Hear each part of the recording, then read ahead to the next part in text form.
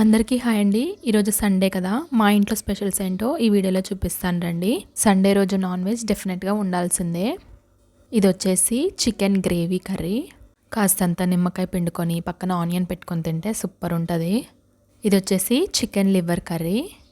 Liver curry పులుసులా కాకుండా fry లాగా చేసుకుంటేనే చాలా బాగుంటుంది. నాన్ వెజ్ తినని వారికి పప్పు, టమాటో పప్పు అండి. ఇది మార్నింగ్ చేశాను. ఇది దోసకాయ పచ్చడి ముక్కలు. టేస్ట్ చాలా బాగుంటుంది. పప్పులోకి ఆమ్లెట్. ఇంట్లో నాన్ వెజ్ వండినా వెజ్ వండినా పక్కన ఒక చట్నీ మాత్రం డెఫినెట్గా ఉండాల్సిందే. ఈరోజు వచ్చేసి గోంగూర చట్నీ.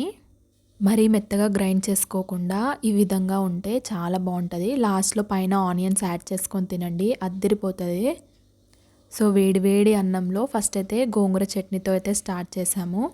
ఇవండి మా స్పెషల్స్. ఈ వీడియో మీకు నచ్చినట్టయితే ఒక లైక్ కొట్టేసుకోండి.